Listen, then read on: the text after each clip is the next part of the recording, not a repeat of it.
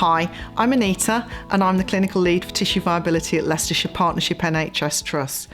You might be watching this video because you've been told you're at risk of developing a pressure ulcer. But why is that? In this video, I'm going to talk about things that affect your level of risk and explain why. Your skin is the biggest organ in your body, and like all our organs, it requires a good supply of blood to keep it healthy. Skin needs oxygen to stay healthy, and it gets this from the red blood cells carried along in our bloodstream. When you're anemic, you don't have enough blood cells to carry oxygenated blood around your body. Signs of anemia include tiredness, breathlessness, and pale skin. So if you're concerned about this, then discuss with your GP, as it can usually be easily treated with medication. Growth of red blood cells is stimulated by the kidneys.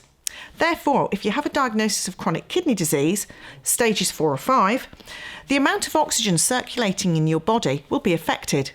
You may also experience symptoms such as swelling of limbs, tiredness, and loss of appetite, all of which play a part in why you're more at risk of developing a pressure ulcer, which I'll discuss later in the video. Any medical conditions which affect circulation of blood, such as heart failure, will also affect oxygen and nutrition getting to the skin and tissues. Let's see why that is. When your heart's not working too well, it struggles to pump blood effectively around your body and can cause you to feel short of breath and tired. This is because blood that contains the oxygen is not getting delivered effectively around your body. As with chronic kidney disease, you may also have swelling in your feet and your lower body, as the heart is not able to effectively pump fluid back. This swelling is known as edema. The physical effects of these conditions can increase your risk of a pressure ulcer, as if you're struggling to breathe and feeling tired, you may find mobilising difficult and therefore be sitting for longer periods of time. Having edema can also cause your legs to feel heavy, and you may struggle to move them when sitting or lying. You may struggle to get your shoes on, so shoes will be tighter on your feet, and blood circulation in swollen skin is poorer, so you're more likely to develop pressure damage. Let's go back to talk about those blood vessels. The blood vessels responsible for carrying oxygenated blood around your body are called arteries. Sometimes the walls of the arteries can get a build-up of fatty deposits. This is often caused by smoking, diabetes, high cholesterol, or old age. When there's a build-up, it causes the arteries to become narrower, which restricts the flow of blood. Whilst this can affect the whole body, in the legs, this is called peripheral arterial disease and can increase your risk of getting a pressure ulcer on your heel. Smoking can cause narrowing of the arteries over time. It can also damage your lungs, affecting the amount of oxygen available to your skin. Smoking can lead to respiratory conditions such as chronic obstructive pulmonary disease. You might know this as COPD. There are other causes of respiratory failure. Some of these include pneumonia, bronchiectasis, and cystic fibrosis. These conditions can affect your oxygen levels and lead to breathlessness, feeling tired, and a reduced appetite. Again, as mentioned previously, these will all impact your risk of developing pressure ulcers. It's never too late to stop smoking, and even cutting back on the amount you smoke can help improve your breathing and circulation. If you need help to stop smoking, your GP or pharmacist will be available to advise you on a smoking cessation programme. Diabetes can affect your body in many ways. If it's not well controlled and there's too much sugar in your body, narrowing of those arteries can occur again. It can cause nerve damage, so you may have reduced sensation and not be able to feel pain.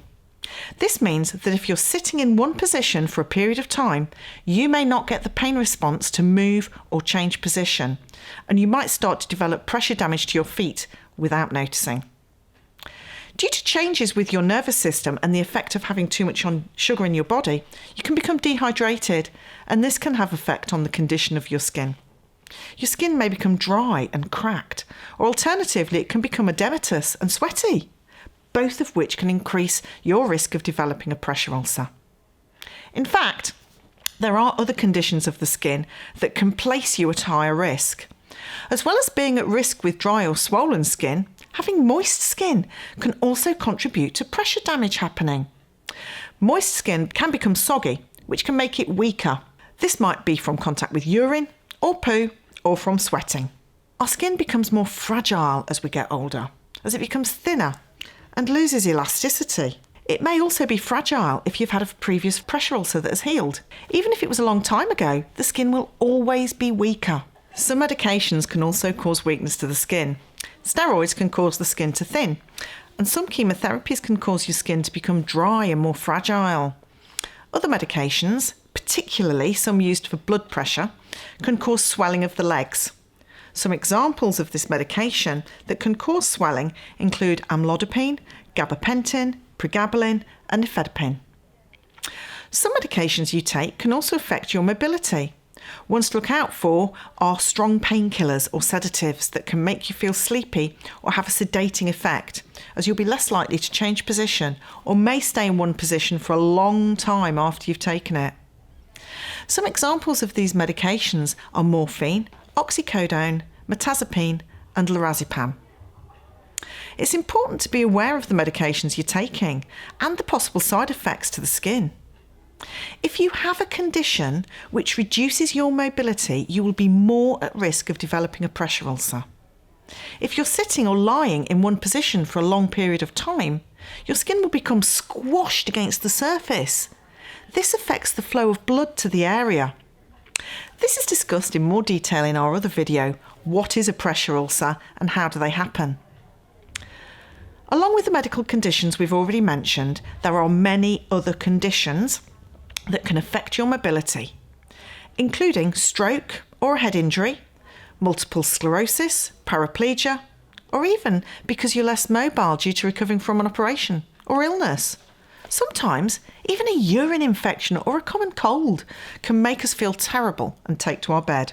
Of course, reduced mobility can happen gradually as we get older without us even noticing it. This might be due to pain from an underlying condition such as cancer, arthritis, or obesity. Your level of mobility is not always due to a health condition. It is recognised that mental health can also have an impact on this too. If you have depression, there may be days where you're unable to get out of bed. If you have dementia, you may find yourself either fidgeting, getting up and down many times, or staying in one position for a long time if you forget to move. If you require assistance to change position, either from other people or aids, such as a stand aid or a rotunda, you may not do this as often because it's difficult to do, or because you don't always have access to help to do this. I've spoken a lot about conditions and medications and how they can affect the flow of blood to the skin. As well as oxygen, the blood also carries nutrients around the body, and good nutrition is very important to keep our skin healthy. If you're not eating enough, or not eating the right foods, you can become malnourished, even if you're overweight or obese. Hydration is equally important to keep your skin cells plump and improve elasticity. Dehydration can cause skin to become dry and fragile, which will increase the risk of skin damage from pressure. You can find out more about nutrition to keep your skin healthy in our other video, Why is my food and drink important to prevent a pressure ulcer? So now we know about some of the factors that can influence your risk. But what can we do about it? Well, it's important to ensure that if you have a long-term condition, you're reviewed regularly by your GP to ensure that your condition is monitored and you're on the correct treatment to help with any symptoms you're experiencing. They can also ensure that you're referred to an appropriate specialist nurse or doctor for more specialist treatment when you need it. Your GP will also be able to prescribe or advise on creams to keep your skin hydrated and healthy, or barrier creams when skin protection is required. While some of the conditions can be managed and symptoms controlled, you may still be at risk of developing a pressure ulcer. Therefore, your nurse may recommend specialist pressure relieving equipment or a repositioning regime to help reduce your risk. They may also recommend onward referrals to other services such as the continence team or dietitians.